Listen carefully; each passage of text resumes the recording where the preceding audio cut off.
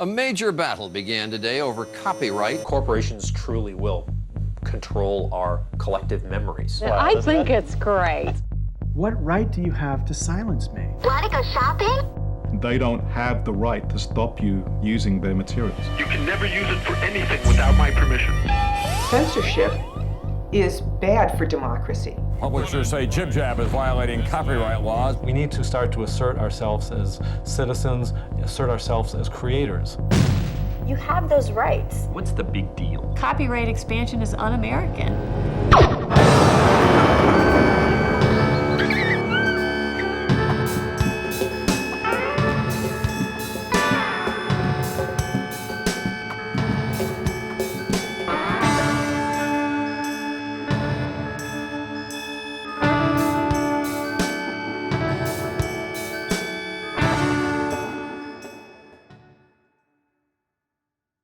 Here in New York, a federal judge will be asked tomorrow to decide a legal battle between the Fox News cable channel and a liberal comedian. The book is called Lies and the Lying Liars Who Tell Them, a fair and balanced look at the right. Well, Al Franken had the brilliant idea of making fun of Fox News and other right-wing figures by naming his book Fair and Balanced.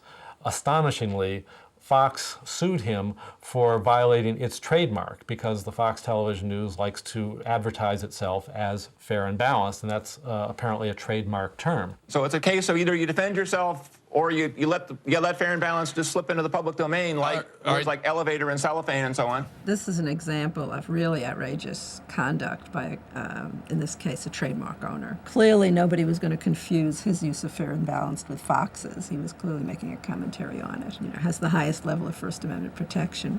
The judge in that case laughed it out of court, saying this was an utterly frivolous, ridiculous lawsuit. But what if you hadn't been Al Franken with Dutton Penguin behind you to sue and Floyd Abrams as your attorney? Chances are you might not have even gotten that far, and you would have had to change the title of your book. And that's really more commonly what you see is people who just can't afford it. I mean, actually, what we've seen over the years is what's becoming even more common are people who just don't make things or do things because they're afraid of some kind of action. This is not just some abstract legal, stuff that's going on. The reason people should care about this is that they live now in a digital world. They live in a world that is in fact made up of copyrighted images, and that their own rights to free expression are going to be restricted unless those freedoms are defended in some way.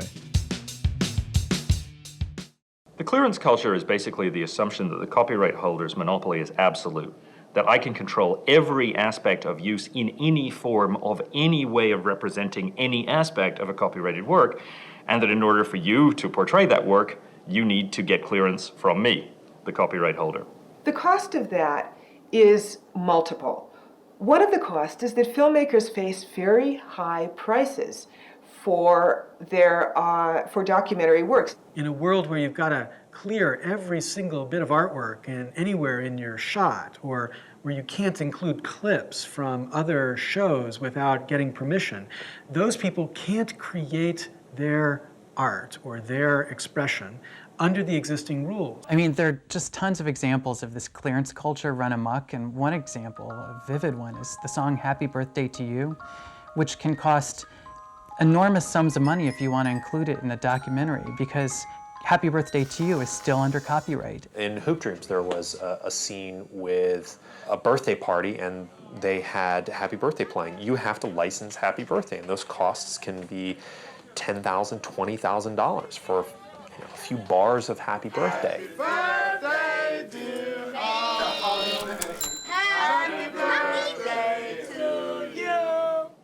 Copyright is control over ideas and speech, and the First Amendment is supposed to guarantee you, freedom of speech. So in order to make the First Amendment and copyright, work together, you have to have these exceptions in copyright law called fair use. In a production such as this one, right, this documentary that you're watching, a producer could take small segments of copyrighted works, pieces of Star Wars or photographs of famous people, and use elements of them in a larger work. And to do that without clearing it, without getting permission from the copyright holder, relies on some faith in fair use. In response to the increasing influence of intellectual property laws, a significant movement that resists the assaults on free expression is growing.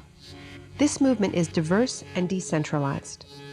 Carrie McLaren and her organization, Stay Free, for example, mounted the traveling illegal art exhibit, which is also online. It features works of art that have provoked lawsuits, threats of lawsuits, or which are vulnerable to legal action. The genius of the show is that because it is an educational project, the illegal art exhibit is protected by fair use.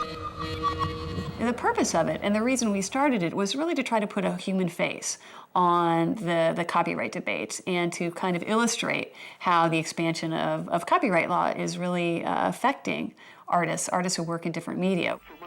You want to test me in the court?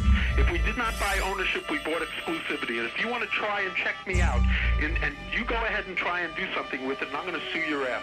You can never use it without our permission. She was mounting this exhibit to make a point that our ability to talk about our own culture, our ability to create new works, is severely curtailed by the laws that are on the books.